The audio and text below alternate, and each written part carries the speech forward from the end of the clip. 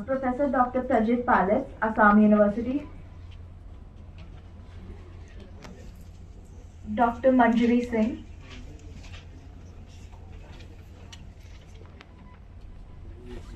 Professor Devashish Nandi, KNU.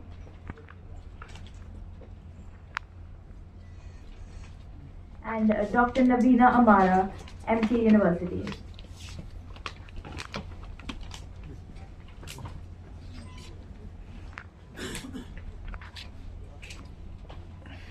Let me start by introducing our chair.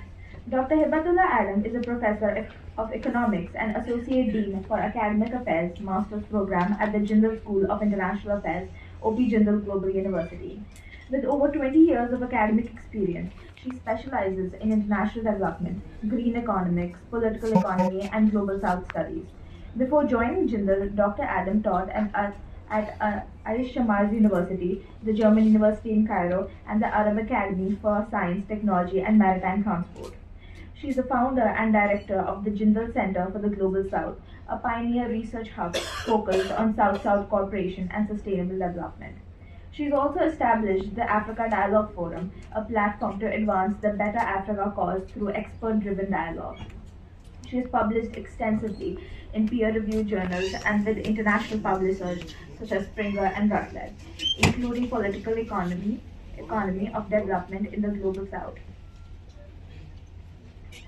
post-COVID-19 and the upcoming gender power and economic inequality in the Global South. She is a member of OWSD, the African Studies Center at Leiden, and the editorial board of several journals. Dr. Adam is a recognized thought leader and speaker on development in the Global South. Welcome, ma'am. Speakers are kindly requested to adhere to the allotted time of 15 minutes. A buzzer will sound 2 minutes before the time as a cue to conclude. I now hand over the stage to our chairperson. Very good afternoon, everyone, esteemed guests and my peer panelists today and participants. It is indeed a great honor and pleasure to join you all today as a session share of this remarkable seminar jointly organized by St. Jude's and MAKAIAS, hosted here at Dayal Singh College, University of Delhi. So as we are all gathered today in the second session of the unified theme of this seminar of India's maritime culture, continuity and change, I'm deeply encouraged to see such a diverse constellation of scholars, strategists, naval experts, and thought leaders. This second session is titled Waves of Influence, Maritime Trade, Diaspora, and India's soft power, encourages engagement with a subject that is both historically significant and geopolitically important. Throughout the centuries, India's oceans have functioned not only as channels of trade, but also as carriers of culture, ideas, identities, and culture diplomacy. And we have seen this and heard from the previous also session and speakers how the oceans and the history of India is showing that depth pillar of the India's ocean. So we can say that the oceans linked Indian ports to different parts of the world, like for example Swahili coast, South East Asia, the Gulf, and much more beyond. And I was delighted to hear that it was mentioned that we do have between Egypt, my country, and India historical trade relationships and cultural relationships. So all this has influenced India's diverse culture and international presence. So Today, as I'm chair of this session, I'm pleased to present our distinguished speakers of this session who will examine India's maritime trade and its significant impact on the dissemination of diaspora, literature, and diplomacy, as we are gonna see and hear from them in the next coming 1 hour and a half. Before we start, please allow me to take a brief time to reflect on the core theme of this session, which resonate deeply with my academic focus, as the presenter has mentioned, on Global South and intersectional development. So India's maritime history is not simply a record of commerce routes and naval ventures. It is a narrative of influence without domination, a demonstration of power through culture, values, language, and continued resilience of people overseas. Indian philosophy, religious traditions, textile, cuisine, and performing arts were transmitted not as investments of imperialism, but as channels of connection. Today's session is about India's soft power, and India's soft power, as we all are aware, that it was cultivated not via conquering, but through cohabitation, exemplified, for example, by the formation of the Tamil communities in Mauritius and Malaysia, persistence of Swahili Gujarati connections along the East African coast, and other also examples we do have. So in the current multipolar and contested maritime environment, restoring this legacy of soft power represents both an opportunity and, as from my point of view, a duty. So because the oceans constitute a vital geopolitical space where commerce, security, and power intersect. However, they also serve as some symbolic spaces where tales of inclusivity, diaspora, solidarity, and cultural diplomacy require renewed focus.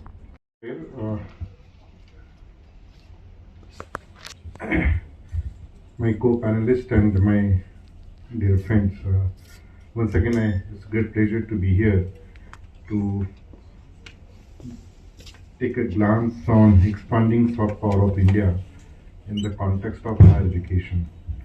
In fact, tomorrow I'm going to deal with the maritime, but today it is very important to understand how soft diplomacy playing an important role, as well as it has the challenges before us in the context of higher education.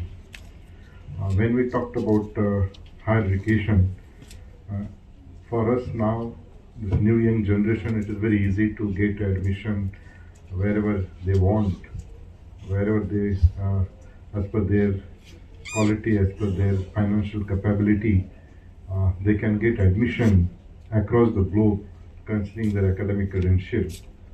But what was the strategy behind in the context of soft diplomacy? We had, say, First World War. After First World War, before that, there was a difficulty to connect academicians, student exchange, and first time the founder of Harvard University, Columbia University, he instituted the International Institute of Education. Later on, but before that, the first time after the First World War, Institute of International Education was established by founder of Columbia University, president particularly, and first time he initiated idea how education can be used as a tool of soft diplomacy. And later on, German Academic Exchange Service, DAD, was established in 1925. Then 1934, British Council was established. Again, US started the Fulbright program in 1946, and there is a program called Fulbright. Among us, particularly in academic fraternity or even student, if they get a tag of Fulbright Fellow, it means they are really good in academics. They consider themselves as good in academics, and for recruitment, for internationalization, for measuring the quality, Fulbrighter become one of the key important policy for US government. At the same time, Fulbrighters who played an important role as an ambassador in the context of soft diplomacy. Then there is a program called the CPES from European side. Then in 80s, Erasmus program came, and thousands of fellowships given by Erasmus Plus program or Erasmus Mundus program through Indian as well as the South Asian countries student faculty. And recently, in 1990, a Tempest program came. Tempest is the Transnational European Mobility Program for universities, student faculty. And in 2019, the program called is the Australian Award. So look at the how soft diplomacy works across the globe, how initiative started by Western world to attract a good number of international students, particularly through the soft diplomacy. Now, at the same time, Government of India also initiated a new program under the Indian Council of Cultural Relations, ICCR, and through ICCR, every year Government of India is giving 8,000 fellowship, around 8,000 fellowship from Southeast Asian countries, Middle East countries, not Western world, but the neighboring countries. And the idea is that how to develop a soft diplomacy. Now, from last 7 to 8 decades, if you see, and now Government of India is coming to new policy in the context of NEP 2020. We are going to set up an offshore campus for leading university abroad, as well as we are inviting a leading university in India to get a good education.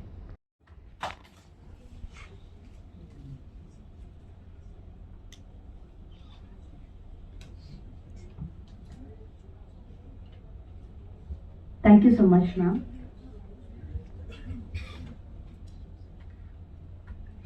A very good afternoon to one and all present here. I'm Navina, hailing from Tamil Nadu.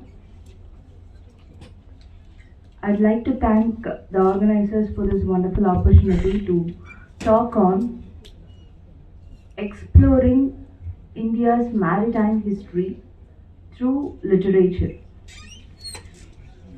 I would like to drag your attention towards two of the important terms in this title. One is history and the other is literature. Why can't we trace or explore history through history? Why do we need literature? That is the core essence of this talk today I'm going to deliver.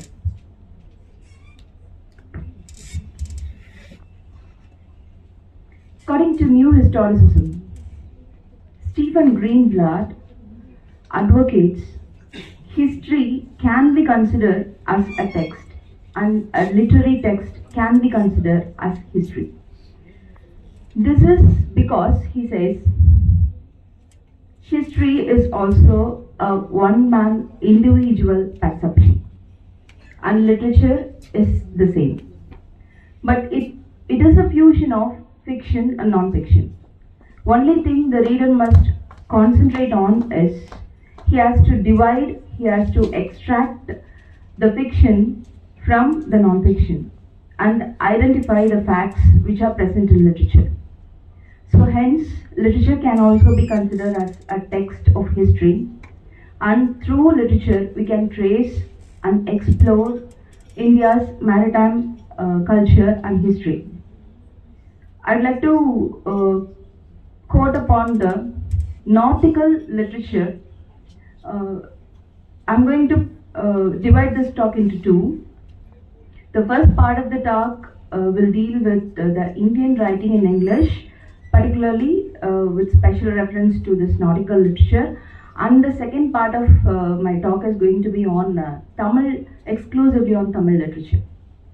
So the first part, I would like to quote a few authors from India, also from abroad. It is because we could take the glimpses on India from which came from abroad also, I think. So first one I would like to mention here is Amitav Ghosh. Amitav Ghosh is a very prominent writer from Bengal, and Bengal is a place which is enveloped with the water of the ocean. So Amitav Ghosh, in his Hungry Tides, he talks about the entire ocean is simply what we see and what we could not see. So he calls it as a mysterious mother of everything. And in one of his other non-fiction works called In an Antique Land, to compose and complete this particular piece of work, Amitav Ghosh took much efforts to stay in Egypt and trace the seafair history between India and Egypt. He stayed there in Egypt and studied over the entire process that happened between India and Egypt through sea waterways. The point is, it is not like the entire work we call it as non-fiction. It contains only the factual elements in the text, but there are fictional elements are also present in the text. Still, it can be considered as one of very best documented evidence which states the connection between ancient India and ancient Egypt through waterways. In that particular text, Amitav Ghosh creates a character called Bomma. There is an Egyptian Jewish merchant in the story. He has a slave who is Bomma. Then this Bomma is an Indian. Through Bomma, he explores the idea which was used as a waterway between Egypt and India. And also, the other piece of literature I would mention here is Life of Pi by Jan Martel. Jan Martel is a Canadian author. Still, I would like to quote Life of Pi here because it deals with a boy from Pondicherry. Pondicherry is an union territory which is close to Tamil Nadu, and the main character of the novel is a boy from Pondicherry. Actually, Jan Martel transposes the idea of sea, the idea of using the waterways and using the sea as a seascape for writing a novel into something more spiritual. Power in the Middle East. Thank you, Chair, distinguished panelists. At the outset, I would like to thank the organizers, St. Joe's and Matthias, for inviting me, and special thanks to DG St. Joe's and Dr. Monajit. Now, before delving into the topic, I would like to just give a disclaimer that I don't study, I'm not a scholar of maritime culture. But what do you know? Recently, I got an invitation for a conference on plant science and plant biology. And my friends have suggested that I should go and talk about strategic botany. So maybe I'm diversified. But since I study Middle East, since I study West Asia, it is natural to study the maritime links. If I have to give you an example, in the WANA division of Ministry of External Affairs, which is the West Asia and North Africa division, the OSD, the Officer on Special Duty, is always a naval officer. So which means that we are tracking our footprints in the region through maritime connectivity. Now before I start and of course we are talking about, I'll be talking about or linking soft power of India and West Asia, but then we are talking about a region which is conflict prone. So which means that soft power connotations are there, but it will require a lot of integration or collaboration or hard power to sustain the soft power. So I'm going to connect the two in few minutes that I'll be speaking on the topic. And I would like to start with the anecdote. So last year there was the first IMEC discussion, that was a closed door discussion that happened, and I was part of it in Abu Dhabi. And there it was a multi-stakeholder initiative, multi-stakeholder conference, closed door meeting. And therefore, before going and attending the conference, I wanted to have a, I wanted to speak to some of the personnel about what exactly IMEC will entail beyond economy. And when I spoke to some of the officers about the security aspect of IMEC, I was told that there is no security aspect as such with IMEC, because it is mostly about the economy. It is an economic integration. It is an economic corridor. So security we don't need to talk about. And cut to 2025, and we have already seen a June war happening between Israel and Iran. And there was a point when it was very much discussed that the Strait of Hormuz can get closed, can get blocked by Iran. And trust me, there were discussions, because both Israelis and Americans did talk to me, and they asked about what will be India's stake in the Strait of Hormuz, and what would India do if the Strait of Hormuz gets choked. And similarly, they might be speaking to other countries as well, the specialists in other countries as well, about what was at stake. So what I'm trying to say here is that security is imperative. Even if we talk about economic corridors, even if we talk about IMEC, security becomes imperative. So let me just start my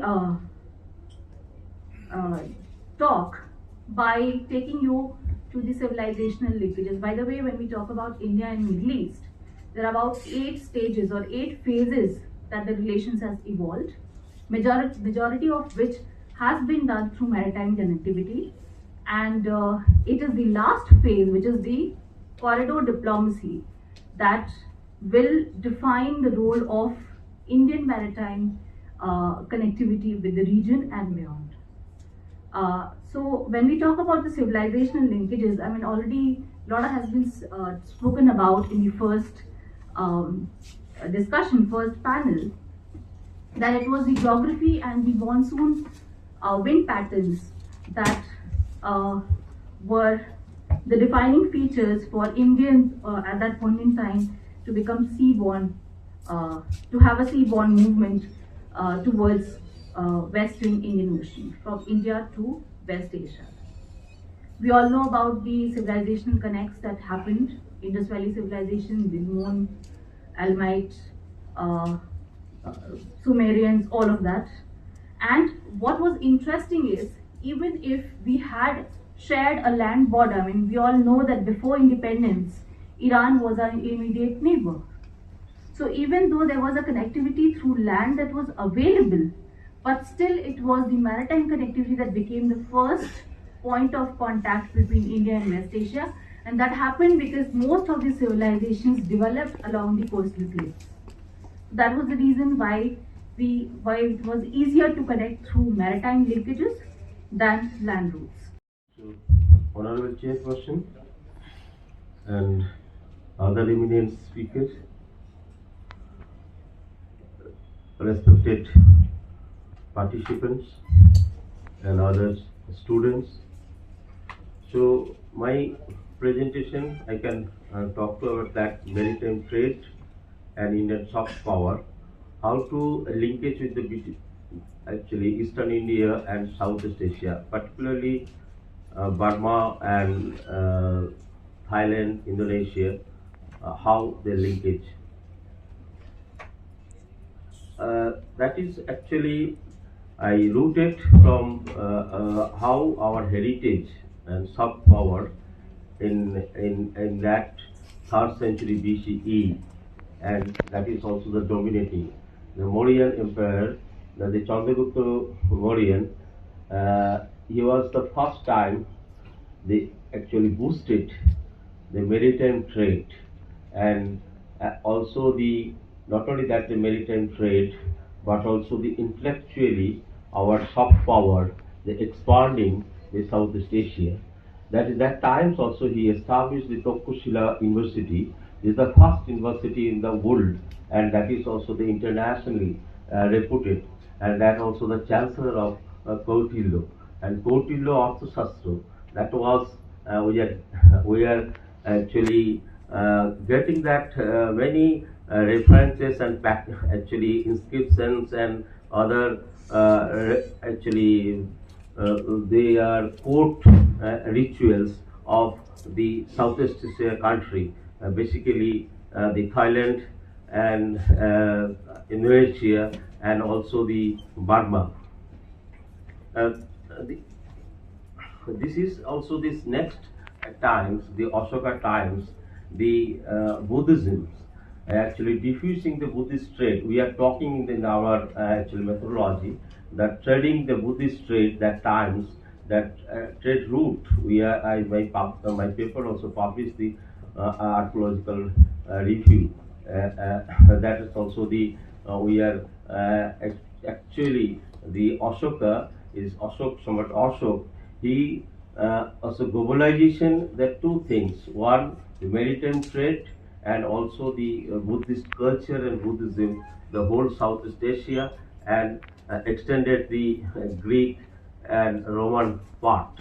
That also we did. So we can see the Southeast Asia country how they are still now the practices the Indian cultures. We are talking the Greater India. Now the technology uses the Greater India, that also the part of that time, 6th century BCE, and that is also the started.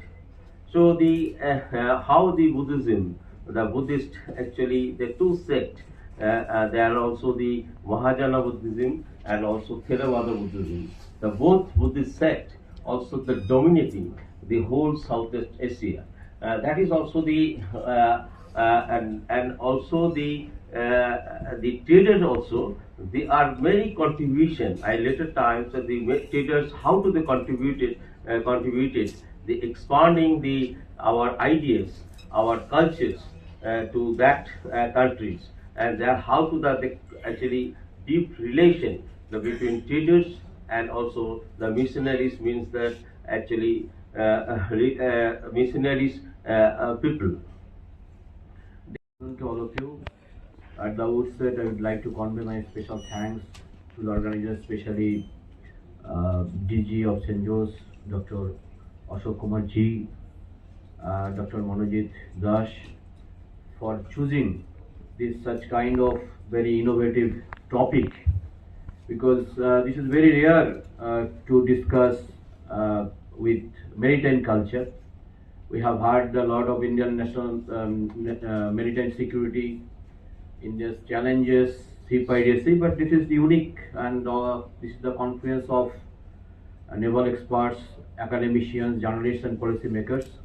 So I am delighted to be here to share my views. Today we will try to address some pertinent issues related to India's naval force and soft power. Basically, there are two types of security concepts. One is traditional security, non-traditional security. And for a long time, when K.S. Panikkar, an eminent historian who actually highlighted the importance of Indian Ocean, and initially Indian Ocean was the place of rivalry between the superpowers, and finally it was declared as a zone of peace. Initially we had no power to assert, and we were nowhere in the Indian Ocean. Gradually we have developed our naval forces. This is the security, traditional security aspect, and another is later on we have asserted our responsibility and responses towards the Indo-Pacific nations. and how the naval power is related to the soft power. Today I will try to focus on it. Basically, India is a nation which is committed to ensure human security and human rights across the globe. It is one of the important part and principles of India's foreign policy. And the question is capacity of Indian Navy. Initially, as I have mentioned, Indian Navy had no capacity to do such kind of, to provide such kind of humanitarian assistance across the Indo-Pacific region. But when India gradually tried to develop its naval forces and its capacity, its technology, and with aspiration of to be a global power from a regional power, then India started its operations and India's special assistance to the Indo-Pacific regions, right from Southeast Asian nations to African continent and the Middle East. So Indian Ocean is a juncture between the Pacific and the Indian Ocean. So there is so many issues which are very much important to address. Particularly India's assistance in natural disasters, which